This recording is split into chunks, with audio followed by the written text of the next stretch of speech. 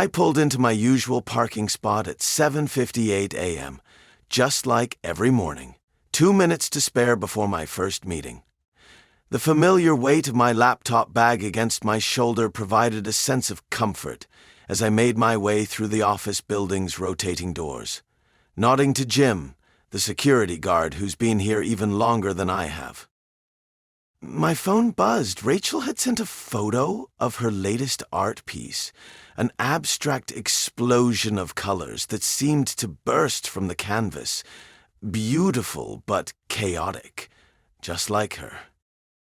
I typed out a quick, "Looks great," before stepping into the elevator. I knew she probably wanted more feedback, a deeper discussion about the emotions it evoked, but I had a client meeting in Singapore to prep for. Later that evening, I found Rachel in our apartment's spare room, turned studio, paint streaked across her old t-shirt. She didn't turn when I entered, focused on adding touches to another canvas. The room smelled of acrylics and creativity, a scent I'd grown to associate with home over our 3 years together. "There's leftover pasta in the fridge," she said, her brush never stopping. I waited until 8, but... "Sorry, got caught up in work. The Singapore project is..." I trailed off, realizing she probably didn't want to hear about software implementation strategies. She finally turned, forcing a smile out. "We haven't been to that new gallery downtown yet. Sarah said their current exhibition is amazing. Maybe this weekend?" "This weekend?" I've checked my phone's calendar. I need to finish the documentation for the client handover, and there's that system upgrade scheduled for Sunday morning. Rachel's shoulders dropped slightly. She turned back to her canvas, adding aggressive strokes of red. "Of course, maybe next weekend then." I stood there, wanting to say something more, to bridge this growing gap between us. But my mind kept drifting to tomorrow's deliverables, the pending emails, the project timeline. I retreated to my home office. That evening, as we settled in for the night, I promised myself that once this current project wrapped up, I would focus more on my wife and dedicate more time to her. She clearly needed my attention. I refused to allow all this work to jeopardize our relationship. Just one more project and everything will change. Next weekend, I was knee-deep in spreadsheets when Rachel burst into our apartment, clutching a black dress against her chest. Her excitement filled the room before she even spoke a word. "You won't believe what happened.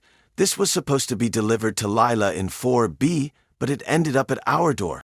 I glanced up from my laptop, my mind still tangled in work calculations. "Lila? Neighbor, she's amazing. When I went to give her the package, she insisted I try it on. Can you believe it?" Rachel twirled around our living room, the dress now draped across her body. The back dipped dangerously low, revealing more skin than I was comfortable with, her showing in public. "She just gave it to you?" "She said it looked better on me anyway. You should meet her, Ethan. She's this incredibly confident fitness instructor. The way she carries herself, it's like she owns every room she walks into." I nodded absently, my attention drifting back to my screen. But something in Rachel's voice made me look up again. Her eyes sparkled in a way I hadn't seen in months, maybe longer. She couldn't stop talking about Leela. Her boldness, her fashion sense, how she'd traveled the world before settling here. The changes started small. Rachel switched her usual comfortable clothes for more daring outfits. Her art took on bolder strokes, brighter colors. She started going to Lila's fitness classes 3 times a week. One night, I woke up to an empty bed at 2 a.m., found Rachel on our balcony, wine glass in hand, giggling at her phone. When I asked what was so funny, she just said, "Oh, it's just something Lila sent. You had to be there." I had to be there. But I wasn't. Not for the impromptu rooftop parties Lila organized, Not for the art gallery hopping they did together. Not for the inside jokes that made Rachel laugh until tears streamed down her face. I was too busy with work.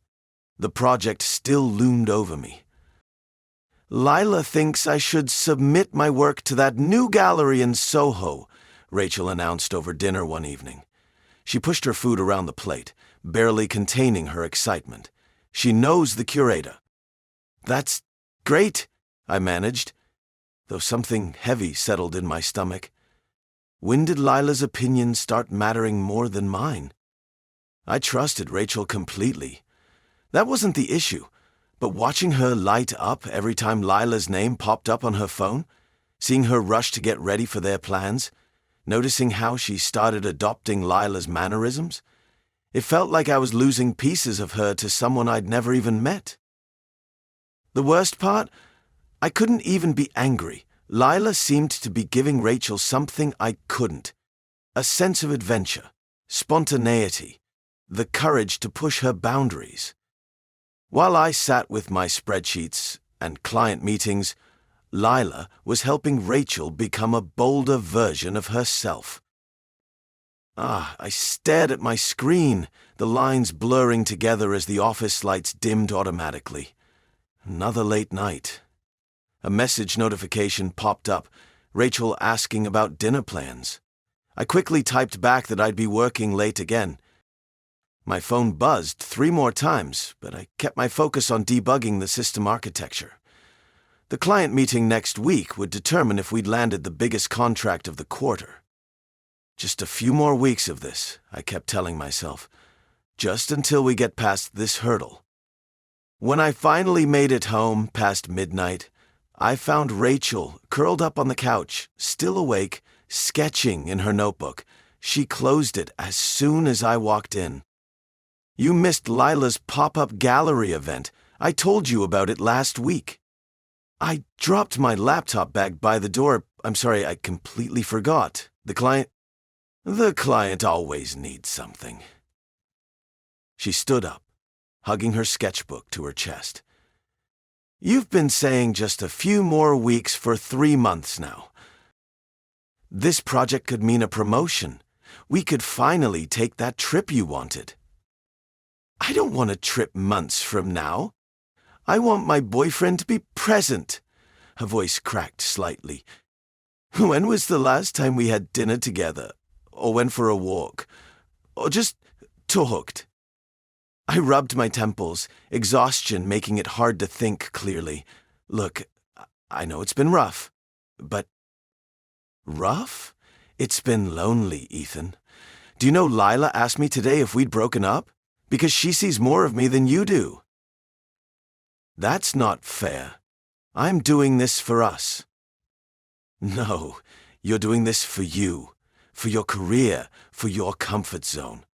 She paced the living room. Meanwhile, I'm discovering whole new parts of myself, trying new things, meeting amazing people, and you're not here to share any of it. I can't just abandon my responsibilities because... Because what? Because your wife wants basic attention? Because I'm asking you to be part of my life? She grabbed her pillow from the couch. You know what? I can't do this tonight. I'm sleeping in the guest room. Rachel, come on. But she was already walking away, the guest bedroom door closing with a soft click that somehow hurt more than if she'd slammed it.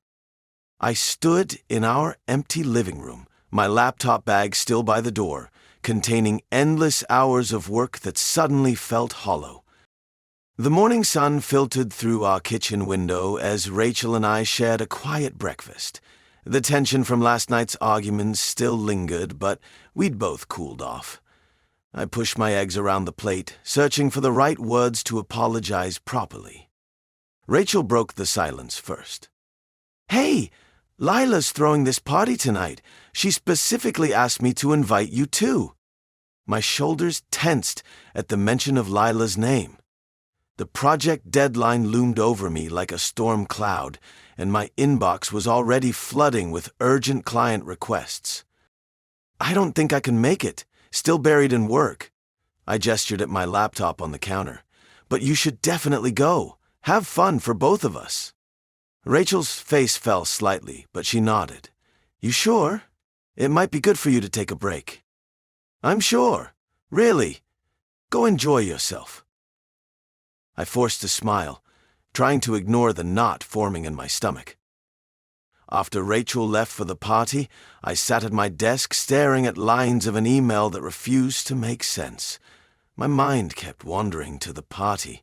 Music thumping through speakers, Rachel's carefree laugh mixing with Lila's, their bodies moving to the rhythm. The same way they moved in sync during those fitness classes Rachel couldn't stop talking about. I checked my phone. No messages. The clock read 11 p.m., then 1 a.m., then 3 a.m. Sleep evaded me as I pictured Rachel in that new dress she'd got from Lila. I imagined her becoming more alive, more vibrant in that world that I couldn't seem to be part of. The sun was rising when I heard keys in the door. Rachel stumbled in, her hair messy and makeup smudged. Her usual grace was off kilter. "How was the party?" I asked, trying to keep my voice casual. "Oh, fun." She wouldn't meet my eyes. "Just the usual party stuff." "Must have been quite the night." I noticed a small mark on her neck that looked like... I pushed the thought away. "Yeah, I'm pretty tired. Think I'll grab a shower." She headed straight to the bathroom, leaving me with more questions than answers. I wanted to ask more. About the party, about Lila, about us. But the words stuck in my throat as I watched her retreat. Maybe I was reading too much into things. Maybe this was just my sleep-deprived brain creating problems that weren't there. I turned back to my laptop, pretending to work while the sound of running water filled our apartment. The rational part of my brain told me to trust Rachel, to focus on my work, to stop overthinking. Next day, as I was in the office, my phone buzzed on my desk, interrupting my concentration on the project specs. A message from Mike, our neighbor. Strange, he usually never messaged me, other than the occasional barbecue invite. My thumb hovered over the notification. 3 video links, followed by, "Isn't this your wife?" The first video loaded and my throat went dry. The dim lighting and pulsing music couldn't hide what I was seeing. Rachel, wearing that new dress she'd bought with Lila, grinding against some guy I'd never seen before. His hands were all over her waist as she threw her head back, laughing. I forced myself to watch the second clip, Rachel with another stranger's arm draped around her shoulders as she took shots, the way she leaned into him, touching his chest, giggling at whatever he was saying. The Rachel I knew would never act this way. The third video made my stomach lurch, Rachel and Lila dancing together, closer than friends should, while a group of men cheered them on. In the end, the 2 women shared a kiss, and the video ended. My hands shook as I set the phone down. The room felt too small, too hot. Every assumption I'd made about that night came crashing down. I'd told myself to trust her, to focus on work, to give her space. What a fool I'd been. I left the office early, my mind replaying those videos on loop during the drive home. Rachel was already there, painting in her studio. The sight of her, so casual, so normal, made my blood boil. "We need to talk." My voice came out steadier than I felt. I held up my phone, the first video already queued. Rachel's face drained of color as the footage played. "Where did you get those?" "Does it matter? What matters what you were doing?" I couldn't keep the tremor from my voice. "Who were those men? What else happened that night?" "It was just dancing, just having fun." But she wouldn't meet my eyes. Her fingers twisted the hem of her shirt, her tell when she was hiding something. "Don't lie to me, not now!" The words felt like glass in my throat. Rachel's shoulders slumped, tears welled in her eyes. I was drunk. Everything was spinning and exciting, and she wrapped her arms around herself. I ended up with Lila and Gabriel. I didn't need her to finish. The implication hung heavy in the air between us. My chest felt hollow, like someone had scooped out everything inside me. I didn't even ask who Gabriel was. Probably one of those cheering men on the video. "It was a mistake," she whispered. "I never meant for any of this to happen." But it had happened. Every shared memory, every promise, every moment of trust, all of it lay shattered at our feet. The betrayal felt like a physical punch to my gut. I couldn't stay in our apartment another minute, couldn't look at the walls filled with our memories, the photos of happier times that now felt like lies. Without thinking too much, I grabbed my laptop bag and threw some clothes and toiletries into a duffel. My hands shook as I packed, knocking over a framed photo of our wedding day. The glass cracked as it hit the floor. Rachel stood in the doorway, mascara streaking down her face. "Ethan, please, we can talk about this. I made a horrible mistake." I walked past her, the strap of my bag digging into my shoulder. The weight of everything crashed down on me as I waited for the elevator. Our neighbor, Mrs. Chen, walked by, averting her eyes. The videos must have already started making rounds. The Marriott downtown had vacancies. I checked in mechanically, barely registering the sympathetic look from the receptionist as I signed the forms. The room was sterile, impersonal, exactly what I needed. My phone buzzed constantly with messages from Rachel. I turned it off and sat in the dark, letting the silence envelop me. How had we gotten here? I thought about all the late nights at work, the missed gallery openings, the growing distance between us, but nothing justified what she'd done.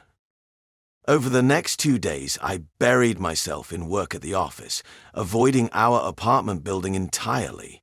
Colleagues noticed something was off, but knew better than to ask. During a coffee run, I ran into Mike from our building. He shifted uncomfortably. "Hey, man, I'm sorry about, the whole building's talking. Some of the other videos got shared in the residents' group chat." I nodded stiffly, not trusting myself to speak.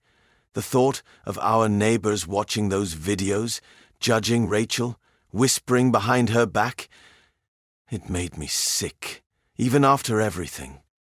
Rachel's calls became more frequent, more desperate. Voice messages filled with tears and apologies.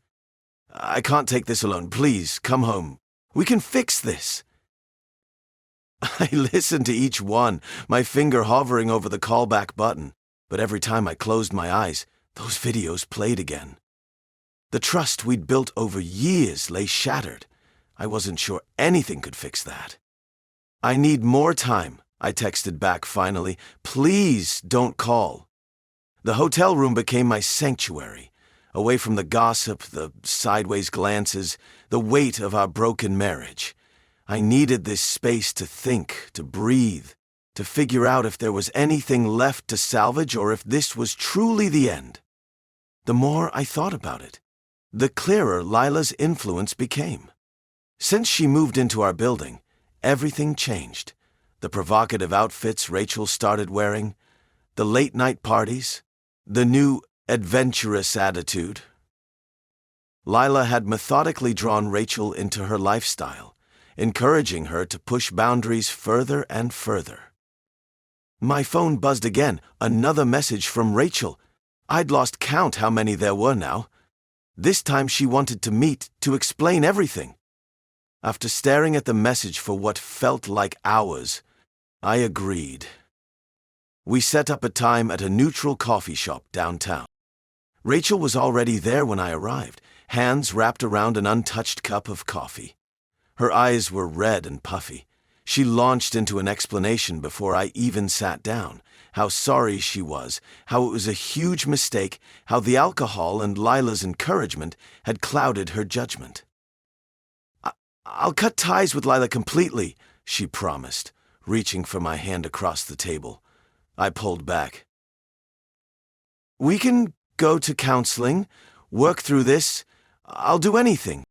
I listened quietly, my coffee growing cold. Part of me wanted to believe her. The logical side of my brain listed all the reasons we could try again.